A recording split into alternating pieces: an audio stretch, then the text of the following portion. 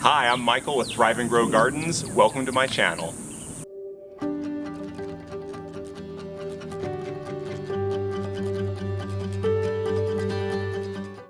Good morning and welcome back to my channel. It's October, and in Tucson, Arizona, that means planting our fall gardens. In this particular garden, we've been preparing and planting garden beds for actually about the last month with these different cooler season varieties. But the nice thing about Tucson is that with our warmer climate, we can be planting even as we get into the winter. We have a lot of opportunity to continue planting a lot of cool season varieties all the way through the spring. So I want to give you some ideas here today on what things I think about when I'm planting a new garden bed. We'll take a look at soil, check the moisture level of the soil and make sure that things are right with our watering techniques. It's always a good opportunity when we don't have any plants in here to dig down and kind of see what's going on. We've actually already done some preparation of this garden bed, and we added in compost, worm castings. This is also an opportunity to do some other amending if needed. I recommend adding in rock phosphate for phosphorus and also langbeinite for potassium once a year. So if you haven't done that yet this year, or maybe it's been a while since you've done that type of thing, this is a great time to do that. Anytime we don't have anything in the bed, that's really a good time that we can be amending our soil. Other than that, we can get all the nutrients that we need from good quality compost, and then also, of course, worm castings. That's one of my favorite soil amendments. So this bed was actually prepared for that within the last week.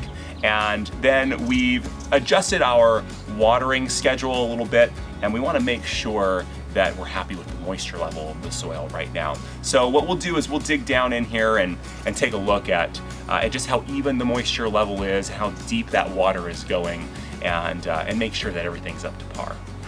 So first thing I'm going to do is pull these irrigation lines off, and you can see we have these just pinned down with some landscape staples. That's not as important once these lines have really straightened out, but when you first put this type of irrigation line down, you want to keep them pinned where you need them.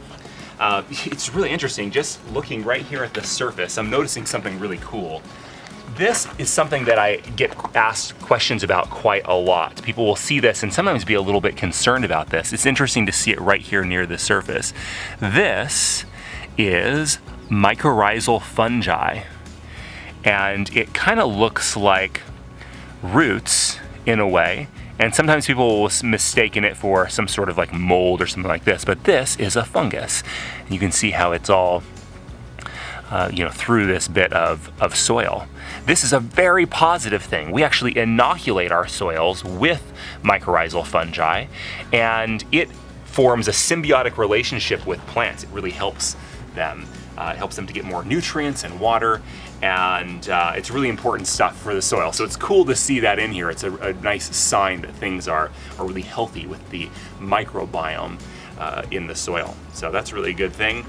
So we have a little empty space here that we can do some digging, and I want to see just how uniform this soil is. So I'm gonna kind of pry it up here, pull some things away. I don't necessarily want to turn the soil over.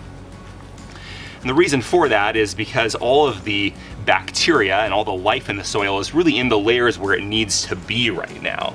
So I'm going to be kind of careful to not actually turn this soil and just sort of keep things intact. But digging down so far, it's looking like our moisture level is pretty uniform. The soil smells really good, and it looks good too. So one thing I'm looking for is whether or not there are any obviously very sopping wet areas or any really dry areas. And this looks very uniform to me. It's also good to take a handful of this and just kind of squeeze it. And if it's really sopping wet, it'll sound squishy, and that's a sign that it's too moist. It really should be more like a squeezed out sponge as far as the moisture level. And this is really feeling that way to me right now. So this is optimal. I'm really happy with this. I'm happy with how uniform it is. I can see all kinds of life in here, little critters crawling around and little terrestrials. That's always a positive thing. A lot of times we find a lot of earthworms too.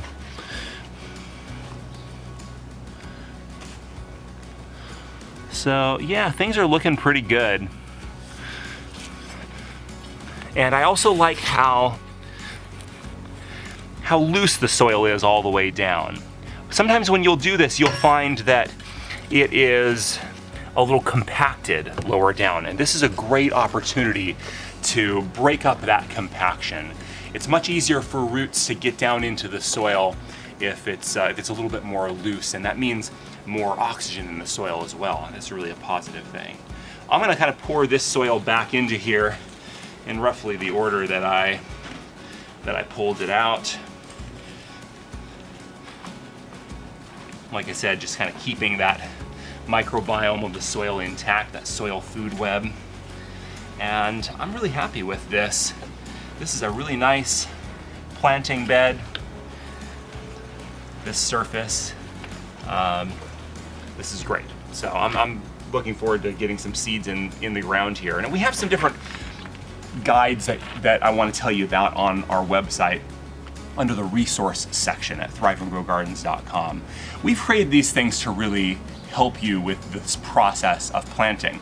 One of them is the planting calendar, and the planting calendar is going to show you just really what can be put into the ground during any particular time of the year. It also has some symbols on there that show you whether you should be planting any particular variety by seed or by transplant. Now with the cool season varieties, most things you'll see you can plant by seed. They do really well that way. Additionally, I want to talk to you about this resource called Investing in Your Garden. Investing in your garden is all about showing you how to really utilize the space, and this is getting into details about the distance between plants, different varieties, how far apart you should be spacing them. You may have heard of something called intensive gardening, or also known as square foot gardening commonly, where we try to utilize as much of the space as possible. Instead of following on the seed packet, the row spacing and the seed spacing requirements, we pretty much just throw out the row spacing requirements and we just follow the seed spacing. So, for example, in this 1 square foot right here, if we were to follow the seed spacing and the row spacing requirements, we would just have 4, let's say, carrot seeds going through this square foot. And then there would be some separation between rows. But there's no reason to do that. In a garden bed like this, we don't need to drive a tractor down it. We don't need to walk down the rows in a raised bed. So instead, we can fill that entire square foot with 16 carrots. And so you can see just how much of a difference that makes over a raised garden bed like this on how much you can grow in that space. So in the Investing in Your Garden resource, we show you the spacing between plants for a lot of common varieties, and then also we have a example layout for a 4x8 garden bed starting in whatever month you want to plant in. In this particular case, it shows a beginning of September, and that is laying out exactly how you can seed the bed in September, and then it shows you how those plants grow month after month. And so that you can get an idea of what harvesting is going to look like and even what the economic value of that harvest will be. So this is something that can give you an idea of really what to expect out of a garden bed of this sort of size. So we're gonna plant this garden bed following those same general guidelines, and you can use that and sort of follow along and plant a garden bed similarly. And of course, making some adjustments based on your preferences, what you like, what do you like to eat? Grow things that you're going to enjoy, ultimately, is my recommendation. So we're gonna follow that guide here, and we'll make our own little adjustments based on this particular bed. This is actually a 4x10 garden bed, not a 4x8.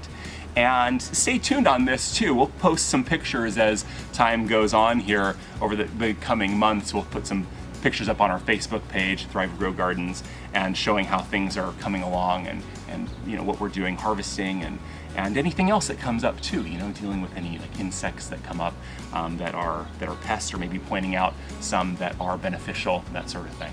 So we'll get these irrigation lines back into place, and it's going to be time to plant.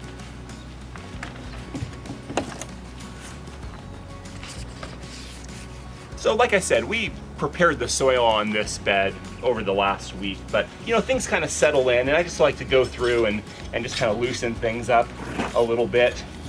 And I always recommend that you do that before you plant, especially if you've been letting the bed sit for a little bit.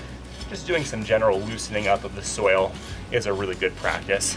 We could just sort of do this down the rows. You can pull the irrigation lines off too, if you'd like. But I like a nice loose soil. I find that everything gets established much more quickly when we do that. So, you know, then once you sort of loosen things up, you can go through and smooth it all out, and that creates a really nice smooth surface for your seed bed. What I want to do are the taller things over on the north side. So we've got our peas over there, the fava beans for sure. These plants can be like 3 to 6 feet tall. The broccoli rabe, these get to be kind of tall, like 30 inches tall. And then also things like the turnips, they will grow fairly tall also. So turnips, parsnips will do all along that side. And then carrots, as far as the shorter things, carrots are kind of a little shorter. The greens, all of the lettuces would be the shortest things. Those could all go on the south side of the bed. The kale can get kind of bigger depending on how we pick it. Arugula is definitely a little shorter. So lettuces, arugula, different greens, Swiss chard, so things that we start filling into the middle. And then radishes we can fill in basically like around everything. Then our cilantro and parsley, chives, all that kind of thing. Okay, great. So we have a pretty good idea how we want to lay this out. We want to put our taller varieties, first of all, on the north side of the bed, because the angle of the sun is more to the south during the winter months. So we want to make sure that we don't shade the rest of the plants. So taller varieties right now in this bed that we're going to be putting in: sweet peas, fava beans, some broccoli rabe, some different things like that. So I want to give you some ideas of how you can go about this. And keep in mind, you don't really need to be rigid. I tend to sort of eyeball things, but I brought out the tape measure just to sort of show you how you can lay these things out. And you can make a mark every 12 inches. That would give you your square foot grid lines. And then you just go the other way too, at 12 inches. And just keep kind of coming through here and marking. You can also use strings, lay out strings through the bed. Some people will even use little strips of wood. I don't really like to go to that kind of trouble.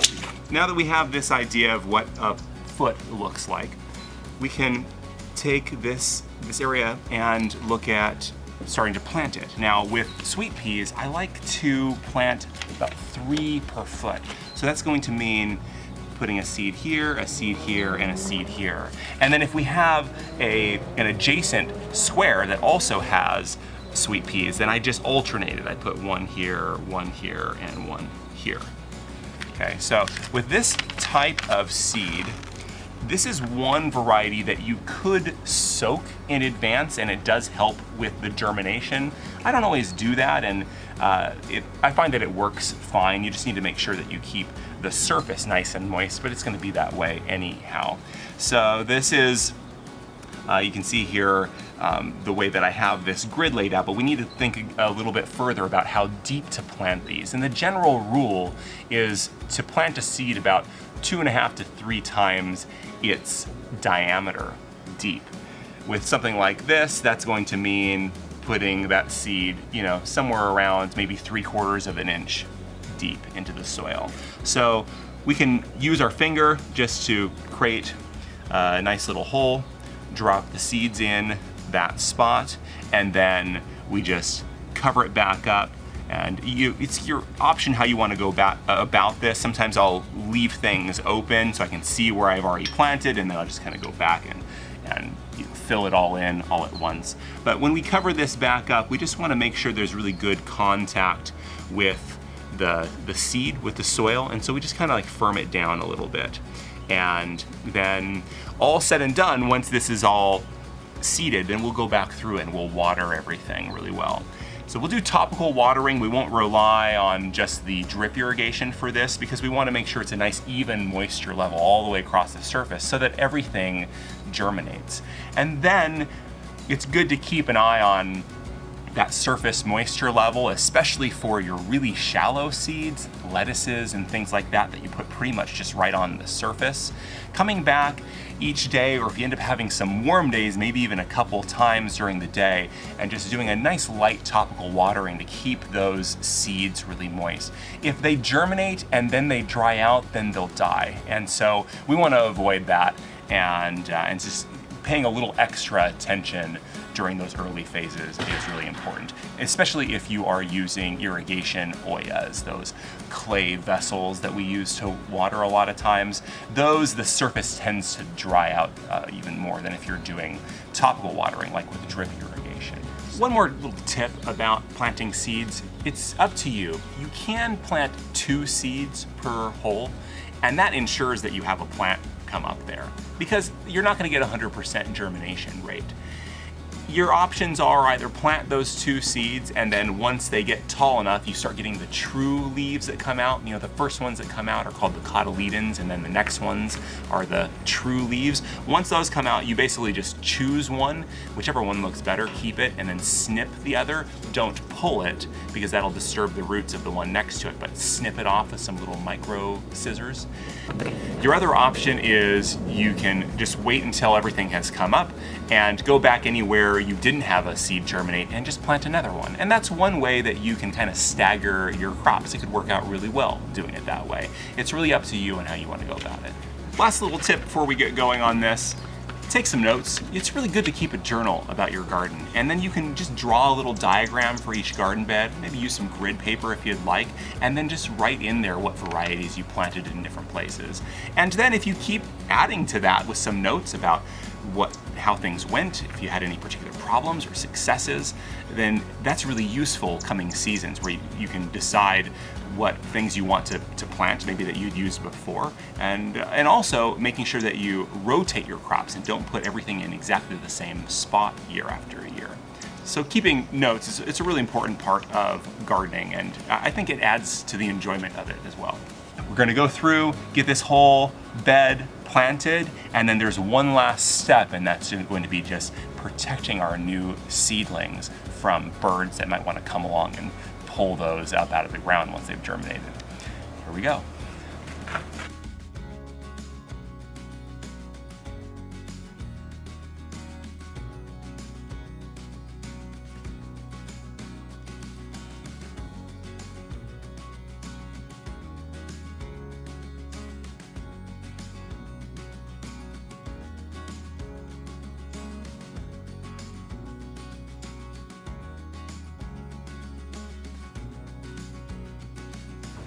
Now that this is all planted, let's talk about plant protection. Birds love to come in, they're looking for insects, and they'll just come and they'll just pluck out your little seedlings. So you really need to protect them, or you'll get a lot less of a crop out of all of this, or you'll have to keep going back in and seeding in. So we want to prevent that. One really easy way to do that is by making some little domes using chicken wire.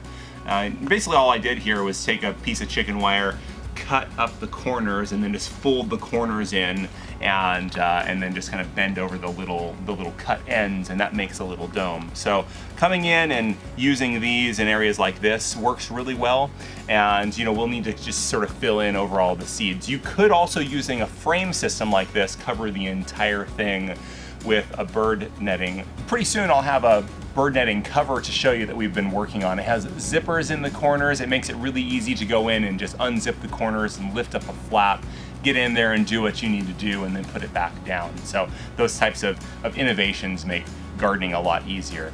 For right now, we're just going to cover it all with these little domes, and that'll give us the protection that we need for this season. And also, we want to make sure that we water everything in really well.